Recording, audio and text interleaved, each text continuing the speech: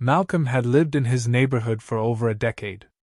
He was a dedicated father, a hard-working man who provided for his family with pride. His wife, Lisa, had been struggling with mobility issues for years, and after much discussion, they decided it was time to install a wheelchair ramp at the front of their home. The project wasn't just about convenience, it was a necessity. Malcolm wanted Lisa to have the freedom to move around without struggle. He hired a professional contractor, and within a few days the ramp was complete. For Malcolm and his family, the ramp was a symbol of love and care. But for their neighbor Karen, it was something else entirely. From the moment construction began, Karen made her feelings clear. She stood outside with crossed arms, shaking her head in disapproval. She muttered complaints to passing neighbors, making it known that she believed the ramp was an eyesore. When she finally approached Malcolm, her words were laced with passive aggression. "You know," she said with a forced smile, "people work really hard to keep this neighborhood looking nice. A big wooden ramp like that? It just doesn't fit in." Malcolm, used to dealing with her antics, responded calmly. "It's for my wife. She needs it." Karen scoffed. "I'm just saying, property values matter. Some of us are trying to keep our homes in good standing." That was just the beginning. Over the next few days, Karen ramped up her complaints. She left anonymous notes in Malcolm's mailbox suggesting that he reconsider the addition. She loudly voiced her frustrations to anyone who would listen. And when none of that worked, she began filing complaints with the Homeowners Association. At first, Malcolm ignored her. He had dealt with Karen's pettiness before. But this time, it was different. Her complaints weren't just annoying, they were relentless. Karen wasn't simply unhappy, she was furious. And as her frustration grew, so did her determination to get rid of the ramp by any means necessary. When her calls to the HOA didn't produce the results she wanted, Karen escalated her efforts. She began contacting city officials, filing complaints about unauthorized construction on Malcolm's property. She argued that the ramp was unsafe, that it violated neighborhood guidelines, that it was a danger to the community. Each time, her complaints were dismissed. There was nothing illegal about the ramp. But Karen wasn't the type to take no for an answer. One evening, just after midnight, she took matters into her own hands. Dressed in dark clothing, she crept onto Malcolm's property, carrying a hammer. She worked quickly, prying at the wooden boards, loosening nails, and causing as much damage as she could without making too much noise. In her mind, this was justice. If no one else would do something about the problem, she would. What she didn't know was that Malcolm had recently installed security cameras. The next morning, Malcolm stepped outside to find the ramp partially damaged. At first, he was confused. Then, after checking the footage, everything became clear. The grainy video showed Karen sneaking onto his property, her face barely visible under the streetlights. Malcolm felt a surge of anger. This wasn't just harassment anymore. This was criminal. Later that morning, he marched over to Karen's house, footage in hand. When she opened the door, he held up his phone. "Care to explain this?" he asked. Karen barely flinched. She glanced at the screen, shrugged, and crossed her arms. "You shouldn't have built it in the first place," she said, completely unapologetic. "It's ruining the neighborhood." Malcolm clenched his jaw. "You vandalized my property. It's my right to fight for my home," she snapped. "You think you can just do whatever you want? This is a community." Malcolm took a deep breath, knowing he wasn't going to get through to her. "Stay off my property, Karen. Next time, I'm calling the cops." Karen smirked. "Do what you have to do." As Malcolm turned to leave, he could feel her eyes burning into his back. Something about her expression unsettled him. He had caught her red-handed, yet she showed no remorse. If anything, she seemed emboldened. It was clear that she wasn't done causing trouble. And unfortunately, Malcolm was right. Because Karen's anger wasn't just about the ramp anymore, it had become personal. And the next time she lashed out, she wouldn't just target the ramp. She would go after Malcolm's family. It was a warm afternoon, and Jada was enjoying some fresh air in the front yard. She had her headphones in, listening to her favorite playlist, while absent-mindedly bouncing a basketball against the pavement. It was her way of unwinding after school. She had grown used to ignoring Karen's glares from across the street. Her dad had told her to pay no mind to the bitter woman who always seemed to have a problem with their family. But that day, Karen wasn't content with glaring. The sound of hurried footsteps made Jada glance up. Karen was storming toward her, her face twisted with rage. Jada quickly pulled out her headphones, confused. "You people have no respect!" Karen shrieked, her voice cutting through the air. Jada frowned. "What?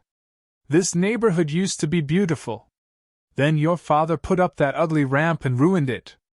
I have to look at that monstrosity every single day, and I've had enough." Jada had dealt with rude adults before, but something about Karen's unhinged fury made her uneasy.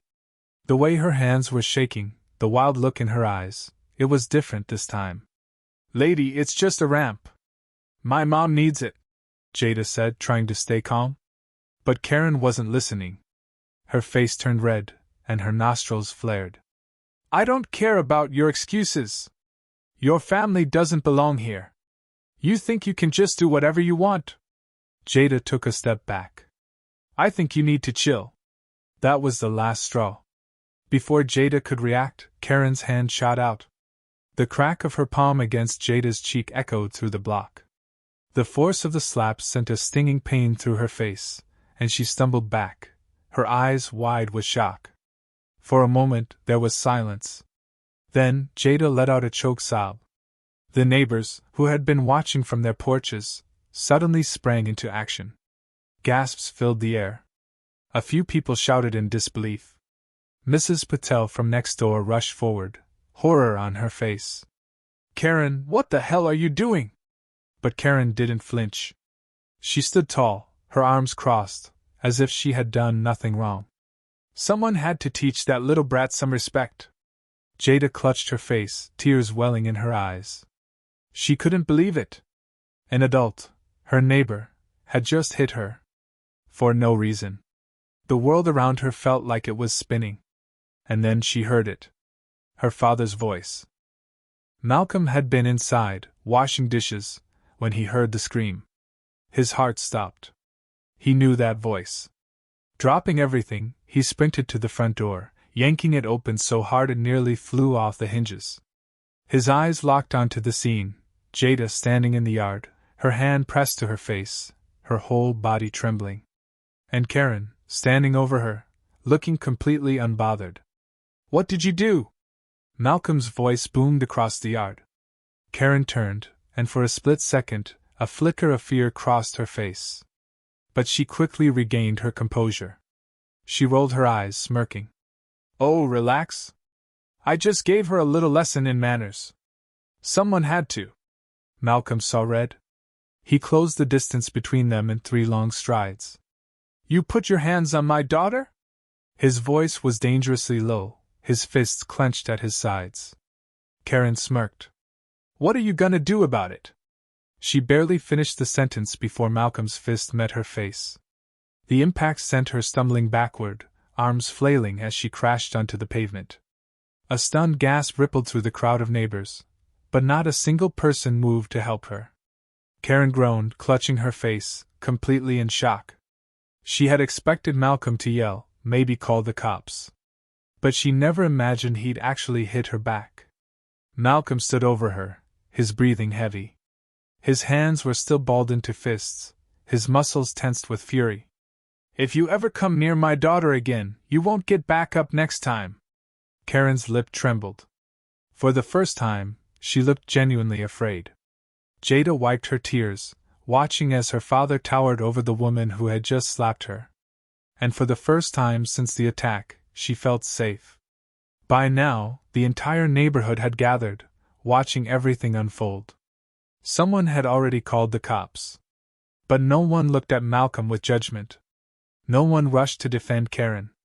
In fact, several neighbors nodded in approval. "Serves her right," one man muttered under his breath. "She had it coming," another whispered. And as Malcolm stood there, making sure Karen wouldn't get back up. Sirens wailed in the distance.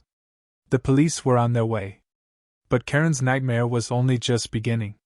Just as Karen scrambles to her feet, still dazed from Malcolm's punch, the unmistakable wail of sirens fills the air. Flashing red and blue lights flood the street as two police cruisers speed toward the scene, tires screeching to a halt. Officers step out in a rush, their hands hovering near their holsters, scanning the crowd for signs of danger. Karen's eyes widen, and suddenly, she isn't the confident, self-righteous woman she was just moments ago. She clutches her face, stumbling toward the officers with exaggerated sobs. "Oh, thank God you're here! That man, he assaulted me!" she cries, pointing a shaking finger at Malcolm. Malcolm doesn't move. He doesn't need to. Because before the officers even have a chance to respond, the entire neighborhood erupts in protest. "You've got it backward, officer! She hit his daughter first. She slapped a child. We all saw it. She's been harassing that family for months." Karen's head snaps back and forth as more and more voices chime in, each one exposing her lies. Panic creeps into her features as she realizes that no one, not a single person, believes her. One officer holds up a hand, silencing the crowd. "All right, we need statements," he says firmly. The officers split up, speaking to different neighbors. Each person tells the same story. Karen had been harassing Malcolm's family for months. She trespassed onto his property, tried to destroy his wife's wheelchair ramp, and worst of all, assaulted his teenage daughter without provocation. Then comes the final blow. "Sir," another officer says, turning to Malcolm. "You said you have security cameras?" Malcolm nods. Without a word, he pulls out his phone, taps a few times, and hands it over. The officers watch the footage. Clear as day, it shows Karen marching into his yard, slapping Jada, and then sneering over her like she had done something righteous. The air shifts. Karen sees the officers' faces change as they process the undeniable proof. "All right, that's enough," one of them says, turning to Karen. "You're under arrest for assaulting a minor, trespassing, and harassment." "What?" Karen shrieks, stepping back. "No, no, no! He hit me! Arrest him!" The officers don't even flinch. One of them pulls out a pair of handcuffs. "I think you need to come with us." Karen's screams grow louder as they spin her around and snap the cuffs onto her wrists.